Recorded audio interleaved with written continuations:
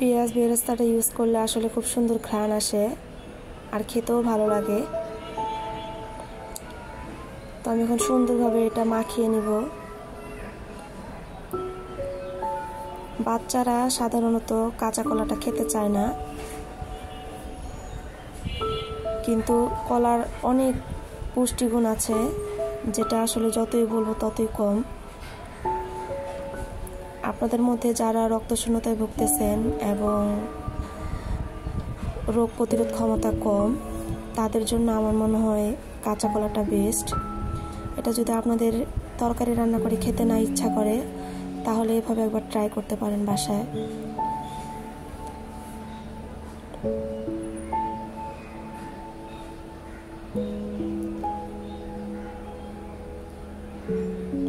তো সবগুলো আমার রেডি করা শেষ। কাবাবগুলি আমার এখানে মোট কাবাব হয়েছে 15 পিস।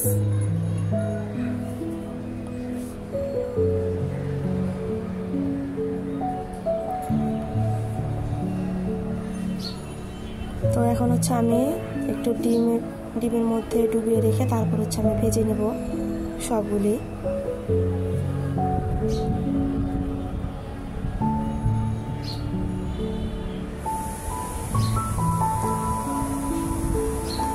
অনেক সময় দেখা যায় বাচ্চাদের পেট খারাপ হয়, তো আমরা অনেক ওষুধ খাওয়ানোর পরও হচ্ছে কমে না, তখন আমরা এই জিনিসটা বানিয়ে দিতে পারি বাচ্চাদেরকে।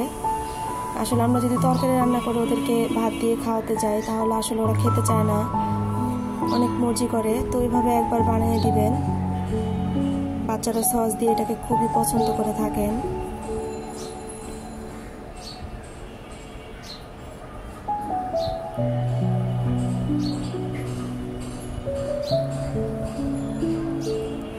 তো 3 পিস আর এখানে আটলো না, ওই 3 পিস আমি হচ্ছে আর একটু পরে ভাজবো।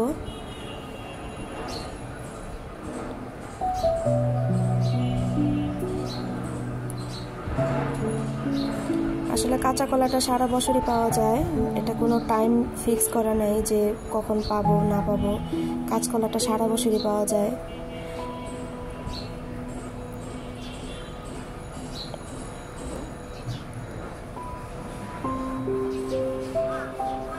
তো এখন হচ্ছে আমি সুন্দরভাবে একদম লাল করে এই পিঠ ও পিঠ ভেজে নেব।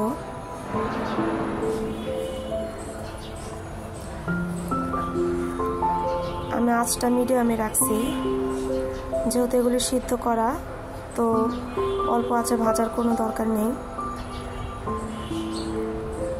খুব সুন্দর ঘ্রাণ আসতেছে।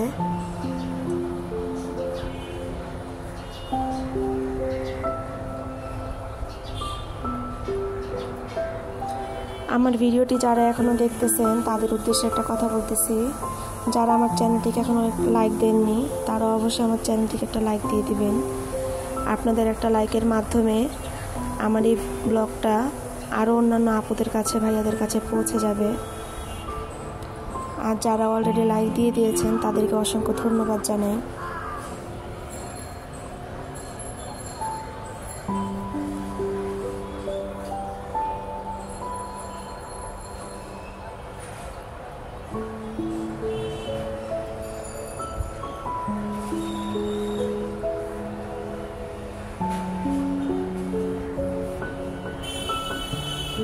আমার ছেলে মেয়ে দুইজনই এই খাবারটা খুবই পছন্দ করে।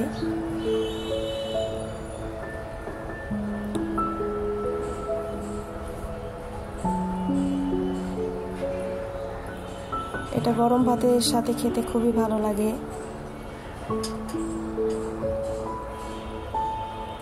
এমনিতেও এটা বিকালের নাস্তা হিসাবে আপনারা খেতে পারেন। তো আমার সবগুলি ভাজা শেষ।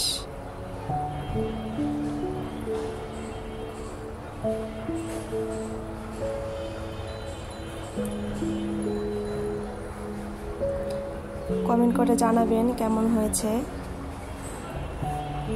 তো আজকের ভিডিওটি আমার এই পর্যন্তই, আবার অন্য ব্লগে দেখা হবে। আল্লাহ হাফেজ।